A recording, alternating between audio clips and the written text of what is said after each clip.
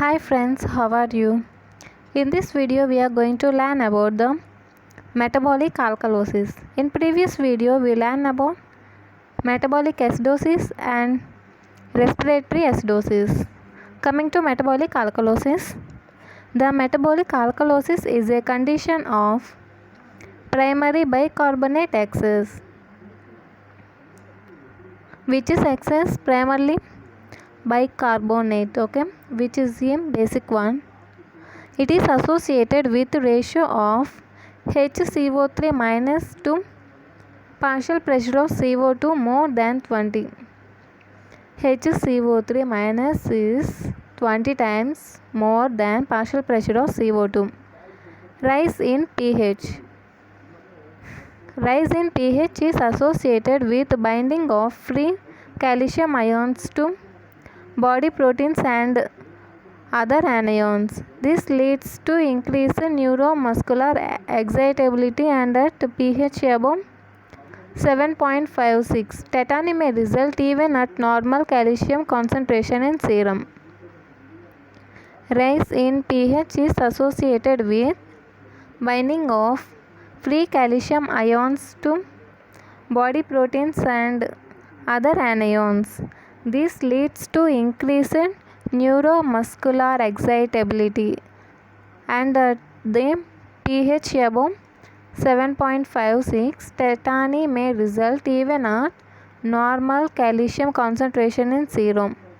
Coming to etiopathogenesis, the metabolic alkalosis can be categorized into three types: saline responsive alkalosis, saline resistant alkalosis, exogenous base load alkalosis. First, saline responsive alkalosis. In saline responsive alkalosis, the urinary chlorine level is less than 10 millimole per liter. It could be associated with normal or raised blood pressure.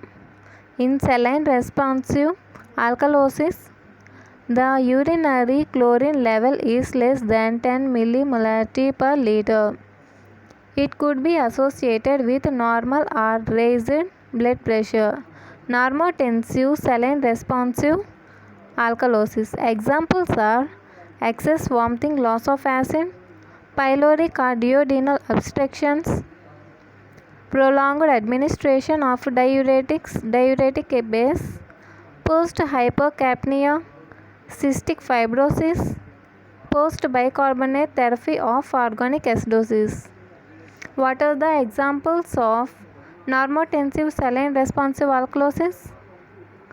Normotensive saline responsive alkalosis examples are excess vomiting, pyloric or duodenal obstructions, prolonged administration of diuretics, post-hypercapnia, cystic fibrosis, post-bicarbonate therapy of organic acidosis, etc.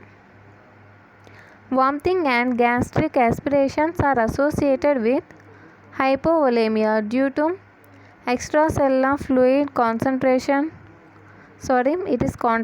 Extracellular fluid contraction. Vomiting and gastric aspirations are associated with hypovolemia due to the extracellular fluid contraction and loss of sodium, chlorine and hydrogen ions. Hypovolemia stimulates kidney to activate renin-angiotensin-aldosterone system. Both hypovolemia and stimulation of aldosterone leads to a decrease in glomerular filtration rate and enhanced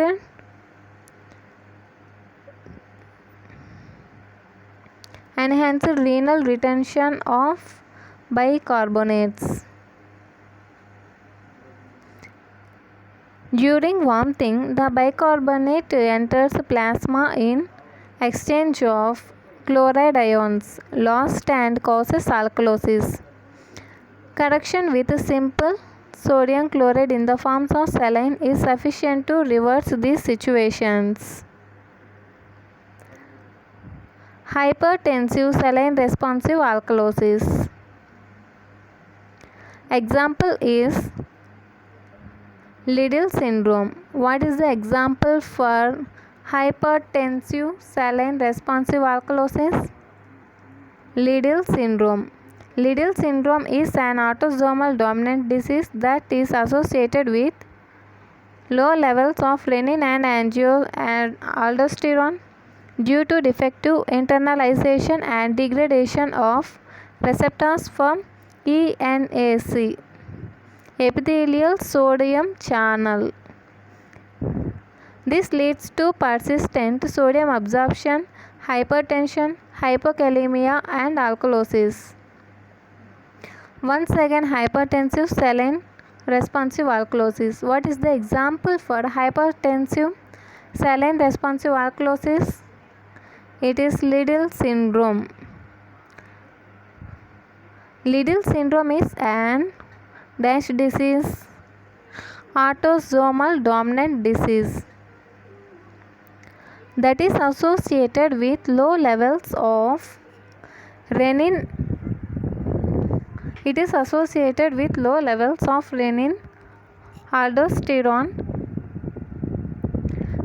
due to defective internalization and degradation of receptors for ENAC, epithelial sodium channel. This leads to persistent sodium absorption, hypertension, hypokalemia, and alkalosis. Saline unresponsive resistant alkalosis. The urinary chlorine level is greater than or equal to 10 millimolarity per liter. It could be associated with normal or raised blood pressure.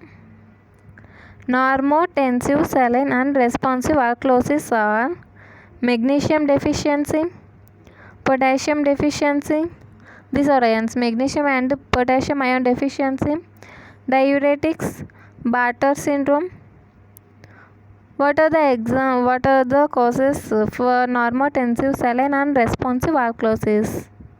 Magnesium and potassium deficiency, diuretics, and Bartter syndrome.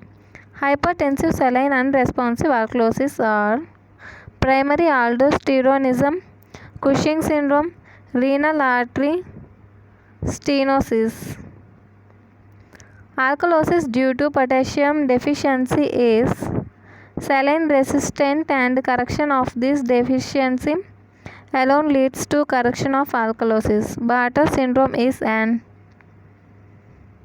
autosomal recessive syndrome that is associated with defective chloride absorption and hence volume depletion and activation of renin-angiotensin system.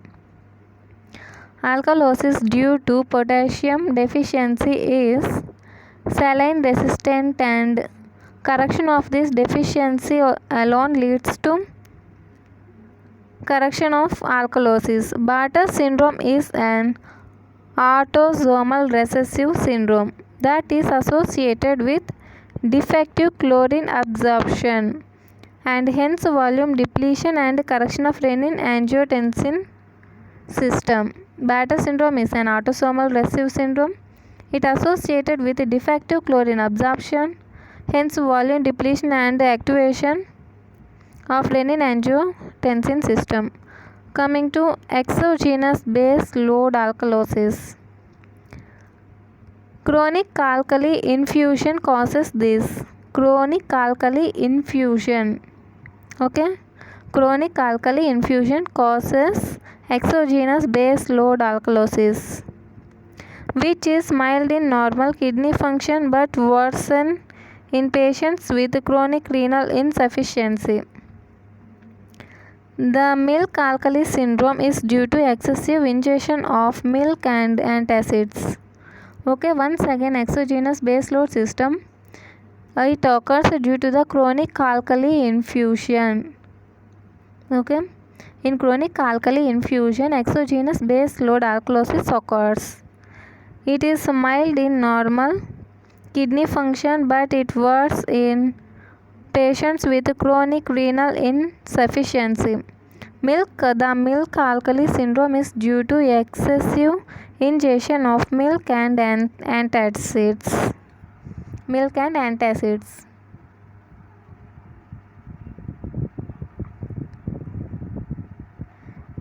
In next video, we are going to learn about the respiratory alkalosis. If you like this video, like, share and subscribe. Thank you.